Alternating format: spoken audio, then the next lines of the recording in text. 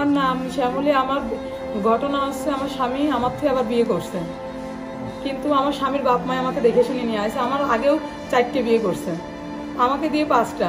আমার পর আবার আর একটা মেয়েকে বিয়ে করছে ঢাকাতে, আজ 2 মাস। তার নাম রুমা। সেই মেয়ের সাথে নিয়মিত কথা বলে ওখানেই থাকে। আমি এই রোজার মধ্যে তাকে ফোন করে বাড়িতে নিয়ে আসি, সে এখন ওখানে চলে যাওয়ার জন্য আমার খুব নির্যাতন করতেছে। যখন তখন আমার গায়ে হাত তুলে, যখন তখন আমার মারে যেখানে সেখানে আমার মারি ফুলে দেয় করে। কিন্তু আমাকে খালি বলে কি রাখবো না রাখবো না। আমার 2 লাখ টাকা কাবিল, ও আমার কাছ থেকে 1.5 লাখ টাকা নেছে। তাহলে আমি বলছি তাহলে আমার এগুলো দাও, আমার ছেলে আছে।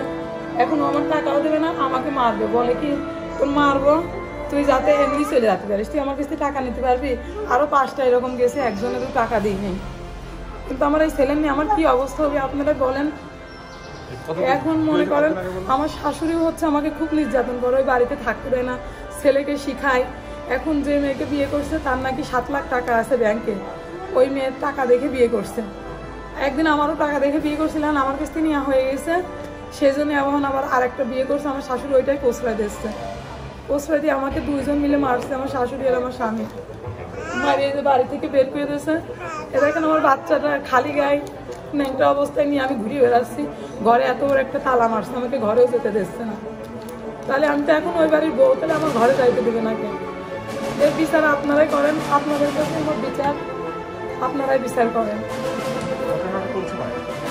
ঘটনা বেলা 2টোর সময় আমি গোসল করতে যাবো, রান্না করছি, ওদের খাওয়াইছি, কিন্তু সেই সময় ওই মেয়েটা ফোন দিয়েছে, বলছে কি আমি ঢাকায় আসতেছি, তুমি আইসো।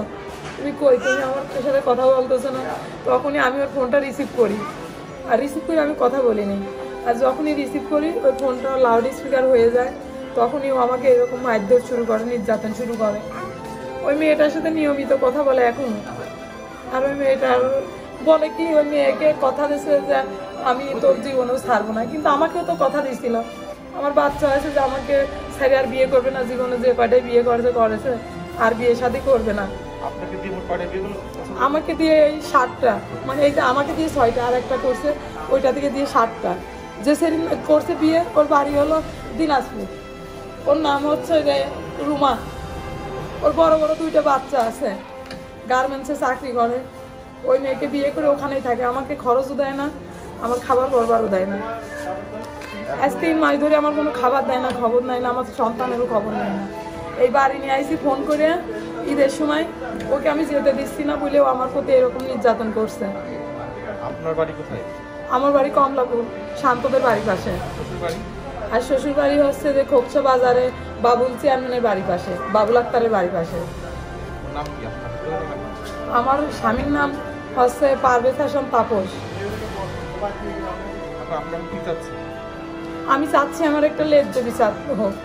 প্রত্যেক দিনকে আমি মার খাবো, আমার একটু বাচ্চা আছে, আমার বাচ্চাটা মানুষ করা লাগবে না? কিন্তু আমি চাই আমার ন্যায্য বিচার হোক, ন্যায্য বিচার চাই আমি আপনাদের কাছে। কারণ কয়টা মেয়ের জীবন নষ্ট করবি? অলরেডি 6-7টা হয়ে গেছে, তাহলে এরকম একের পর এক মেয়েদের জীবন নষ্ট করবে, আর ওকে কেউ কিছু করতে পারবে না।